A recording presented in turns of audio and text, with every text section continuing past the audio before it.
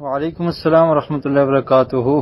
جی، صحیح البخاری کے حوالے سے جو آپ نے بات ذکر کی ہے کہ 6 یا 7 سال کی عمر میں امامت کرنا ثابت ہے، تو وہ قرآن مجید کے قاری تھے، اور باقی حضرات میں سب سے زیادہ قرآن جاننے والے وہی تھے، جیسا کہ اس روایت میں وضاحت موجود ہے۔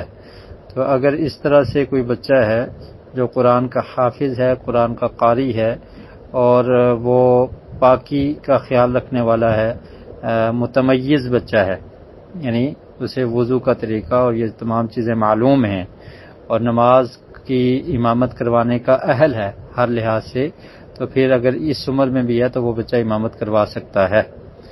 اہلیت دیکھی جائے گی، عمر نہیں دیکھی جائے گی۔ عمر میٹر نہیں کرتی، بلکہ اہلیت میٹر کرتی ہے کہ اگر وہ اس چیز کا اہل ہے کہ وہ امام بن سکتا ہے۔ حافظ قرآن ہے، 7 سال کا بچہ، اس نے حفظ کر لیا قرآن مکمل، اور باقی جو لوگ ہیں ان میں سے کوئی بھی حافظ نہیں ہے، تو ظاہر ہے اسی کو فوقیت دی جائے گی، وہ جماعت کروائے گا، اور صفائی ستھرائی اور پاکی کا خیال رکھنے والا ہو اور امامت کروانے کا طریقہ اسے آتا ہو تو وہ بالکل امامت کروا سکتا ہے۔ اور یہ حدیث اس بات کی دلیل ہے کہ اس وقت یہ صحابی رضی اللہ تعالیٰ عنہ قرآن کے قاری تھے اور قرآن کا زیادہ علم رکھنے والے تھے۔